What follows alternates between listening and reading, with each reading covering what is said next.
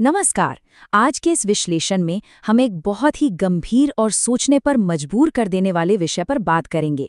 एक ऐसा भ्रम जिसका शिकार अक्सर कम आय वाले परिवार अनजाने में ही हो जाते हैं, वो है महत्वाकांक्षी शिक्षा का भ्रम। आज हम किसी थ्योरी की नहीं, बल्कि रमेश नाम के एक रिक्शा चालक की केस स्टडी के जरिए इस पूरी व्यवस्था की जमीनी हकीकत को समझेंगे। बिना किसी पूर्वाग्रह के आइए इस मुद्दे की गहराई में चलते हैं। बस मेरा बेटा पढ़ जाए, उसकी जिंदगी मेरी जैसी ना हो। जरा सोचिए इन शब्दों के बारे में।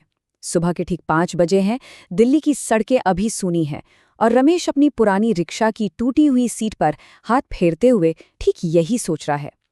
यही वो जज्बात है, वो एक उम्मीद है जिसके लिए हजारों परिवार अपना सब कुछ दांव पर लगा देते हैं। भाग एक पिता का बड़ा सपना। चलिए देखते हैं कि इस सपने की शुरुआत आखिर होती कैसे है। अब देखिए, रमेश के दिन की शुरुआत होती है अपने छोटे बेटे आरव को एक बहुत ही हाई प्रोफाइल स्कूल के बड़े से गेट पर छोड़ने के साथ। यहाँ जो कॉन्ट्रास्ट है ना, वो एकदम साफ है। एक तरफ है उस royal international modern convent public school की चकाचौंध, फर्राटेदार अंग्रेजी बोलने वाला गार्ड, एसी वाला रिसेप्शन, दीवारों पर विदेशी बच्चों की बड़ी बड़ी तस्वीरें। और दूसरी तरफ है रमेश की कड़वी सच्चाई, पसीने में भीगा हुआ कुर्ता, रिक्शे की टूटी सीट और हर महीने भारी भरकम फीस भरने के लिए लाइन में खड़ा एक बेबस पिता।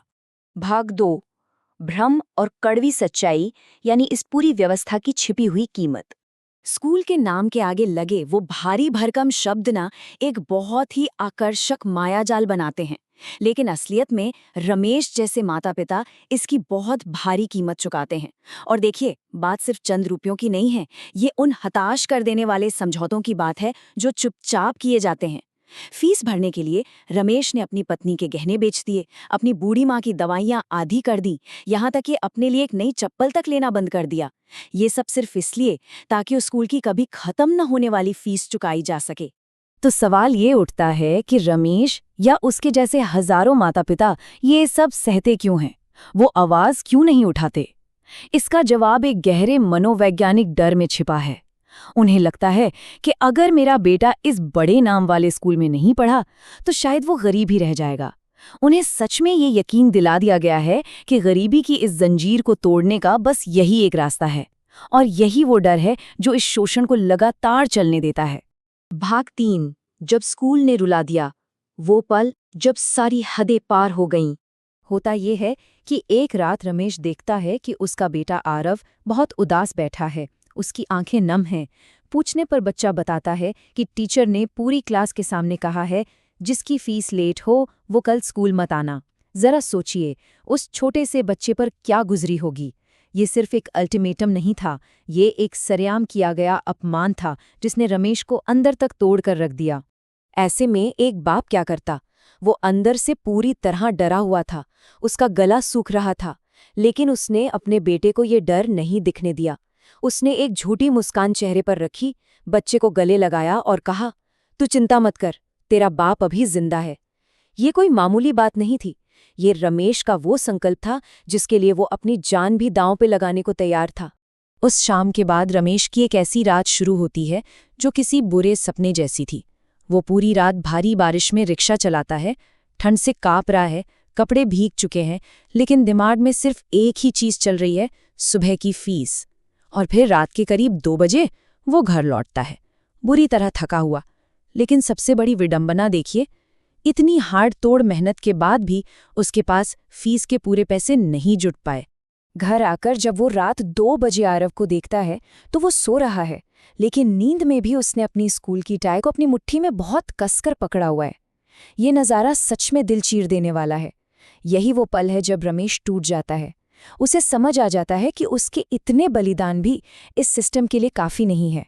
वो टाई उस भयंकर मानसिक दबाव का प्रतीक है जो वो बच्चा नींद में भी झेल रहा है।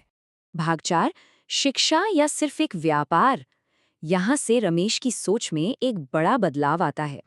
उस भयानक रात के बाद रमेश को इन इंटरनेशनल स्कूलों की असलियत समझ आने लगती है। ये इंटरनेशनल, मॉडर्न, कॉन्वेंट, ये शब्द कोई अच्छी पढ़ाई की गारंटी नहीं है। ये बस एक दिखावा है। ये वो चमकदार शब्द है जिनका वजन इतना ज्यादा है कि एक गरीब पिता हर महीने इसके नीचे दबता चला जाता है।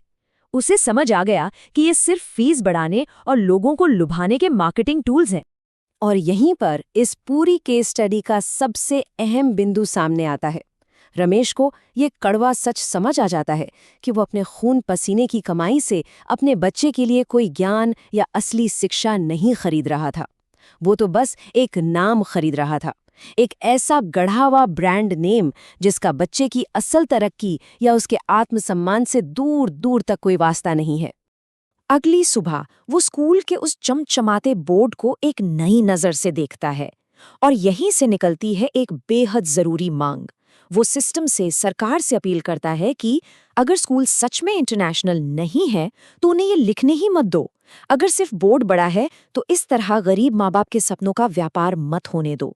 ये कोई शिकायत नहीं बल्कि एक बहुत ही वाजिब मांग है, ताकि नियमों में सख्ती आए और कोई और पिता इस तरह बेबस महसूस ना करे। तो अंत में ये पूरी चर्चा हमें एक बहुत ही गंभीर और चुभते हुए सवाल के साथ छोड़ जाती है।